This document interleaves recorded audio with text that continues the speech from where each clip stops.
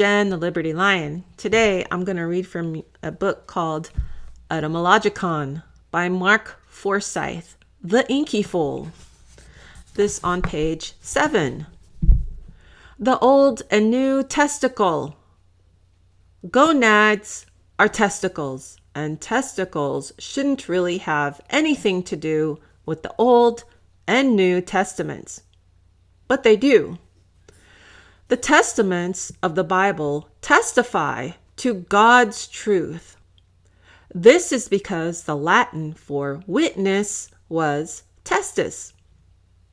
From that one root, testis, English has inherited protest, bear witness for, detest, bear witness against, contest, bear witness competitively, and testicle.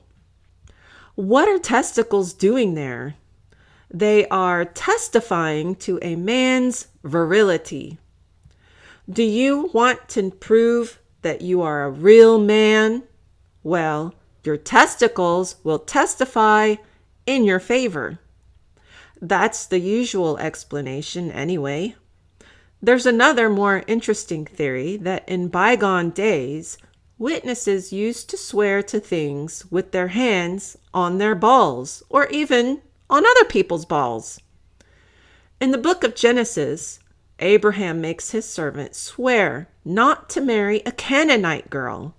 The King James Version has this translation: I pray thee thy hand under my thigh, and I will make thee swear by the Lord, the God of heaven and the God of the earth.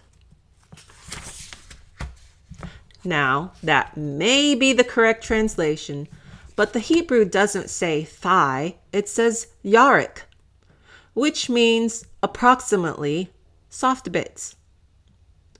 Nobody knows how oaths were sworn in the ancient world, but many scholars believe that people didn't put their hands on their hearts or their thighs, but on the testicles of the man to whom they were swearing, which would make the connection between testis and testes rather more direct. Testicles, bollocks, balls, nuts, coolians, cojones, ghoulies, tallywags, twiddlediddles, balblas, trinkets, spermaria. There are 100 words for the danglers, and they get everywhere. It's enough to make a respectable fellow blush. Do you enjoy the taste of avocado? So did I, until the terrible day when I realized I was eating Aztec balls. You see, the Aztecs noticed the avocado's shape and decided that it resembled nothing so much as big as green bullock. So they called it an ahuacatl, their word for testicle. When the Spanish arrived, they misheard this slightly and called it aguacate, and the English changed this slightly to avocado. To remember that, I used to like avocados with a touch of walnut oil, which only adds to my shame.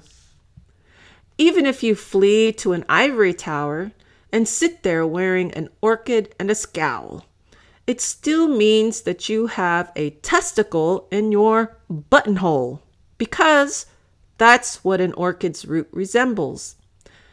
And orchis was the Greek for testicle. Indeed, the green-winged orchid used to rejoice in the name fool's bollocks, the technical term for somebody who has a lot of balls is a polyorchid.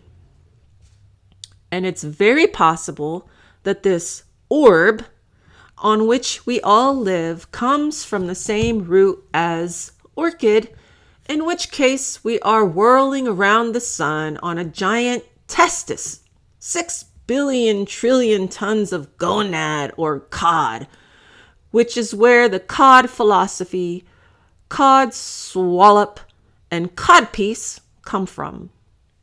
There are two cod pieces at the top right of your computer keyboard, and how they got there is a rather odd story.